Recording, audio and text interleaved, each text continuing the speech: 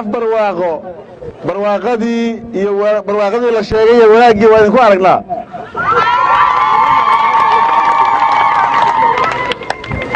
aad iyo aad baan kaga mahadcelinaynaa soo dhowaynta qiimaha badan diiran nagu soo dhowayseen wakhtiga dheer nagu sugayseen aad baan kaga mahadcelinaynaa waa idinku soo daahnay safar dheeraan soo galnay dhul badanna waa soo marnay saas darteed waa nagu dulqaadanaysiin wakhtigaadna sugayseen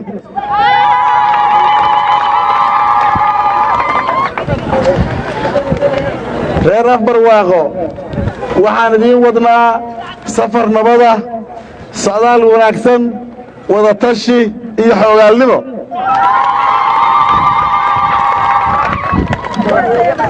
waxaan idiin wadnaa galmudug wada jirta walaalaa oo isweeshata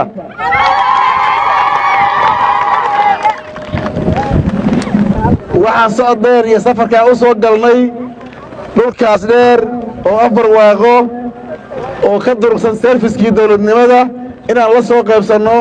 xogta iyo arrimaha jira oo dhan si aan wax uga qabanno insha allah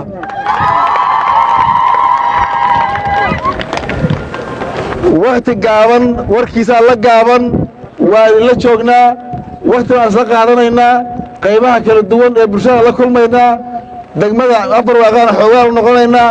si weyn baan isu wadaysanaynaa insha allah salaadiinta gabdhaha dhallinyarada aqoon-yahanada qayb kasta oo bulshada ka mid ah ayaan xaaladihiinna iyo sida hawsha ay tahay aan ka waraysanaynaa idinla joogaynaa waa isu joognaa soo dhowaada waa mahadsantihiin mar labaad iyo mar saddexaad reer barwaaqo maamulka iyo dhammaan dadkii reer barwaaqo si gaar aan ugu mahad celinaynaa waxaad noo leedihiin mudnaan gaara waxaan idiin soo galnay runtii safar aan isleenahay 500 oo kilomitir ku dhawaad aan soo marnay oo laga soo bilaabo caasimadda galmudug dhulkaas intaan leeg insha Allah service la'aan ahaan mayo intaasna ku ahaan maayo go'doon haddii la yiraahdo waxbaa laga qabanayaa reer barwaaqo barwaaqadii ku soo dhawaada